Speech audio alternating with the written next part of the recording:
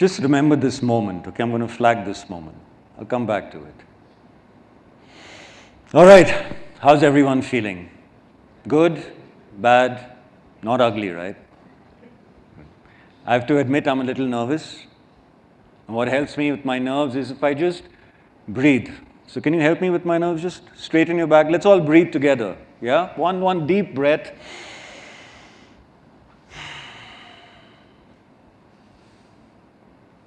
"20 years ago, if I told you you'll have to pay 20 rupees for a bottle of water, would you believe me?"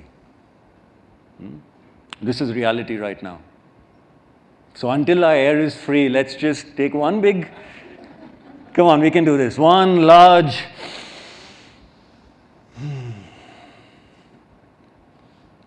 I saw this video once where a guy like me goes into a monastery, very tranquil place, meets monks, has these conversations with them.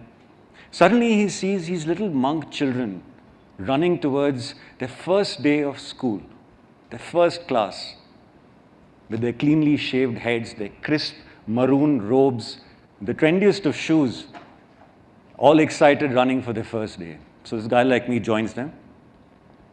And he sees that a very eloquently speaking monk is taking the class. This monk spoke like a professor of many PhDs, a very wise-looking 8-year-old monk. And he asked the guy like me, "What is it that you were taught on your first day of school?" Do you guys remember what you were taught? Anyone? First memory, first day of class, what are you taught? Alphabets? Numbers? For me, it was rules, the do's and the don'ts. So the guy like me asked the monk teacher, "What is it that you're teaching them on their first day of class?" And the monk teacher says, "We teach them how to breathe." You see, the first thing that enters your body and the last thing that leaves your body is your breath.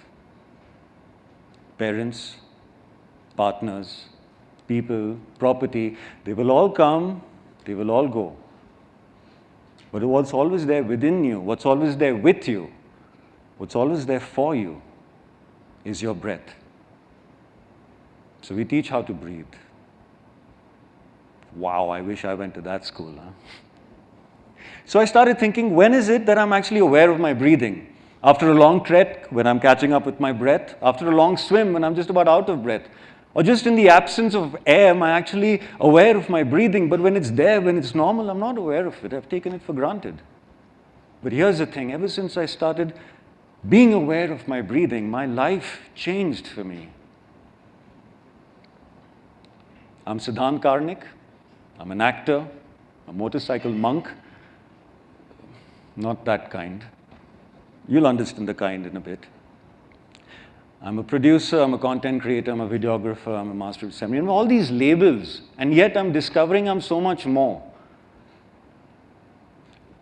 The students at the back, how many of you all are battling this question? Good. I'm here to tell you it's okay.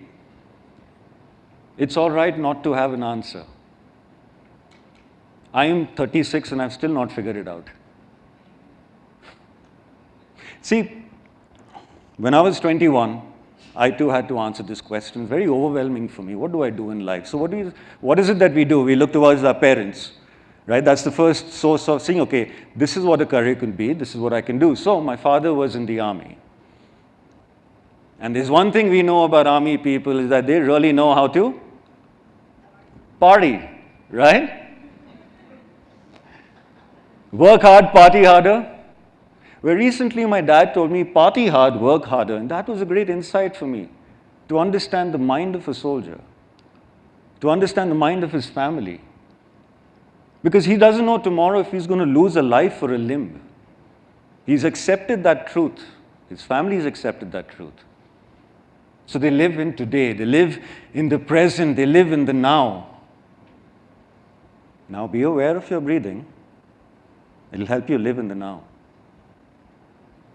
Now at the age of 21, I figured, okay, I can join the army, have this very adventurous life, live a fulfilling life. I've already adopted the fashion of it. Or I could go down a path I had absolutely no idea about. So I opted for another kind of shooting, a kind of shooting where if I went wrong, somebody will yell, "Cut!" And I can go back to shooting it again until I got it right. The kind of shooting where I do get a second chance. See, but it's not always a bed of roses, right? I chose to be an actor. Why did I choose to be an actor? This was my thought process. I said, all right, I don't want to study anymore because I'm not really good at it. I figured, what is the path of least resistance? Where in the totality of my life do I not have to study anymore? Do I have more holidays and work days? And acting seemed to be that answer for me. Quick question over here. Anyone ever wanted to be an actor? Anyone? Yes? Do one thing. Tomorrow morning when you wake up, say you're an actor. And nobody can take that away from you. Good or bad actor, that comes later. But with full authority, you can call yourself an actor. Unlike any of the other professions in the world, you require some kind of a degree, a diploma, many years of studying, many more years of work experience before you can call yourself a professional in that, before you can land up a job or an assignment pertaining to your profession. But an actor, say you're an actor, believe you're an actor, and boom, you are an actor. So, as an actor, it's not always a bed of roses. I find a lot of time on my hands. Most of it is involuntary. Actors struggle too, right? I'll come to that later. Actors struggle too. We all struggle. But here's the thing. When you breathe through a struggle, you find it less of a struggle. A moment ago you laughed. What happened to your breathing? Were you aware of it? It changed, right? See, as an actor, I've learned that the reverse is possible too. If you change your breathing, you can change your emotion, and if you change your emotion, your therefore breathing changes. A lot of time in a daily soap opera, I come across a scene where I have to be angry at someone or something. Thank you for the sound effect. I'm not entirely convinced about it, but I use a technique of breathing to play that emotion more convincingly. You can see my nostrils flaring up over there. Technique. See, struggle, we all go through it. It's a very familiar feeling. Actors go through it. Actors are associated with it. How often have we heard, "Arey, actor banna hai, bahut struggle hai." His daughter went to Bombay. It's been 4 years. She's been waking up at 4 a.m. Still struggling. I struggled. And in this time of struggle, I went through incapabilities, insecurities. The many rejections I faced brought in a sense of self-worthlessness, basically a feeling of, what the hell am I doing? So I dissected this term struggle, and I understood 2 things about it. 1,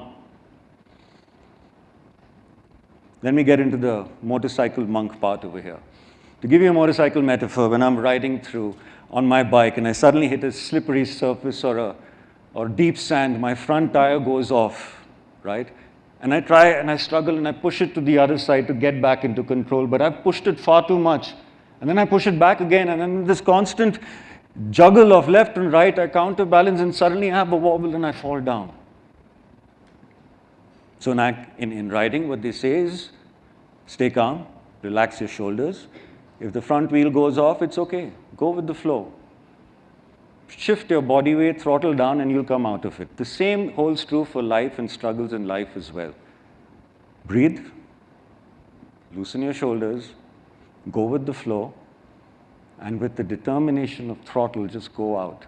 And more often than not, you'll come out of the struggle.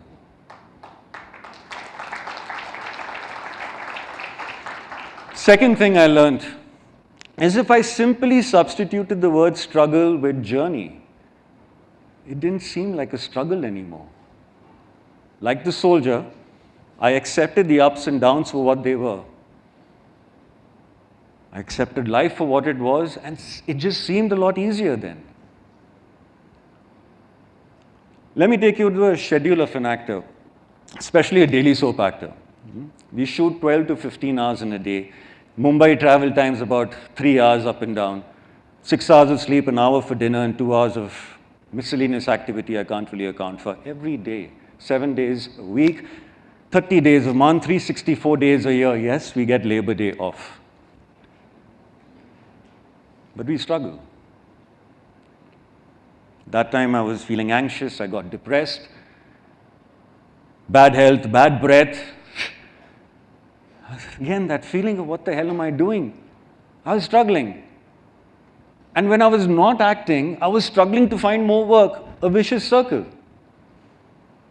And then I came upon this saying, Bill Gates, His Holiness the Dalai Lama, you and I, we all have 24 hours in the day. It's how you and I choose to invest it which makes us different. So with this knowledge of breathing through struggle, 24 hours in the day, and what's the other one I said? Struggle with journey. Life became a party. With just that perception shift, I was actually enjoying my time. So when I was working these ridiculous hours, I was juicing it for everything it came because I knew tomorrow I'll be unemployed. So I might as well enjoy what is there today. And when I was not shooting, I suddenly had a lot of this guilt-free time on my hands. So I invested that in my other passion, which is riding. I tore my country on my motorcycle, and then I discovered another thing. They say if travel is education, then I say adventure travel is higher education. See, when I'm riding 10, 12 hours in the day, there's no cell phones, there's no distraction, there's no struggle. I'm just in my helmet and I'm breathing and I'm riding. And I realized then that the more I travel outside, the more I'm able to travel within. This one time we were riding down in the Himalayas and we were coming down this motorcycle pass, snow all over, riding through. After some time, my buddies disappeared. I was on my own. It started getting dark. It started raining. There was no road. I started slipping, skidding. There was no barriers on this side. It was a straight plunge into darkness. There was no moon. The only light that there was the flickering headlight of my motorcycle, which also started breaking down. I was alone, and I got scared. We've all been there. But a strange thing happened then. I got a call. It was from myself. I listened, and the voice said, if you don't get lost, how do you find yourself?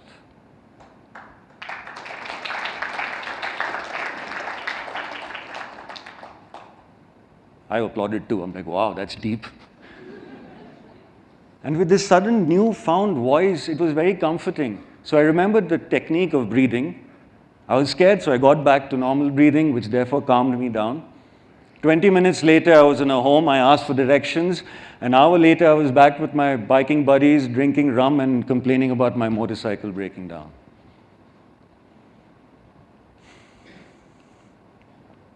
I opted for the road less traveled then, not just on my motorcycle, but in life as well. So when I was not acting, I produced a play which I wanted to act in. When I was not acting, I produced a web series which I wanted to be in.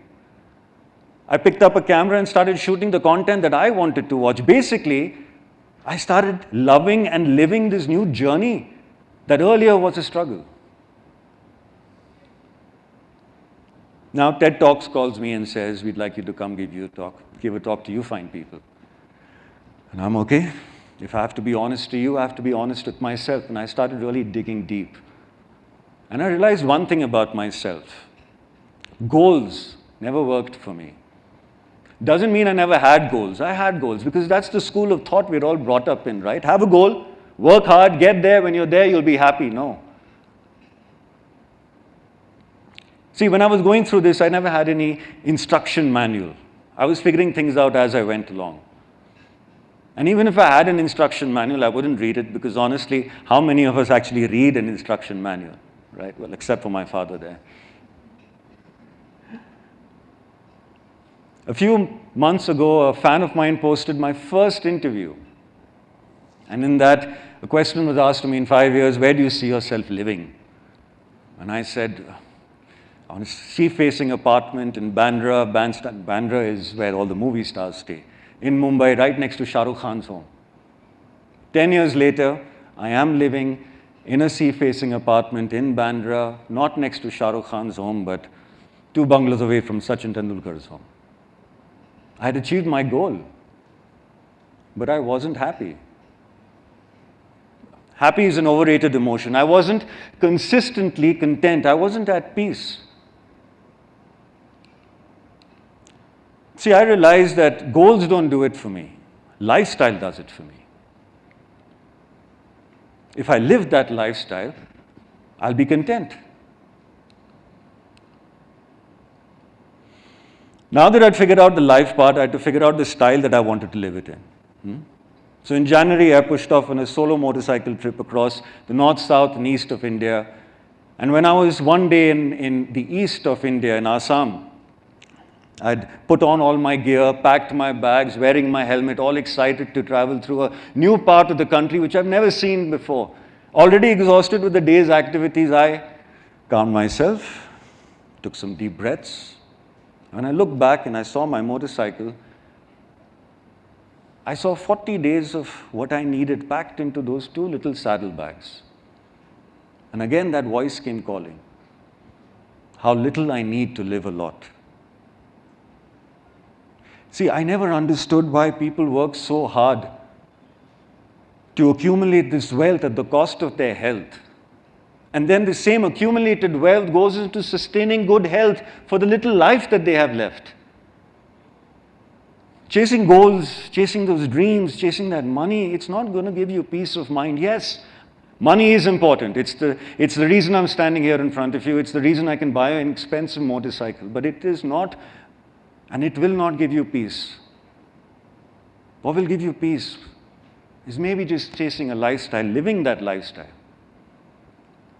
Because the fact of life is, and this is universal truth, that you live just once. But if you live it right, once is enough.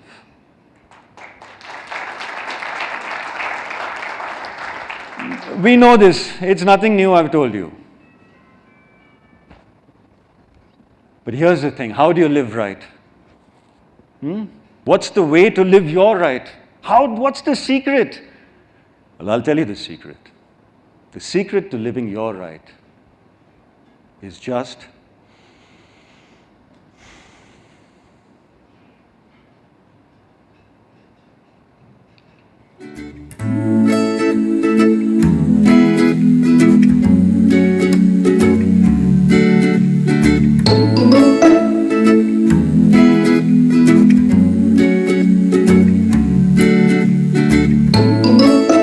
motorcycle monk, just breathe.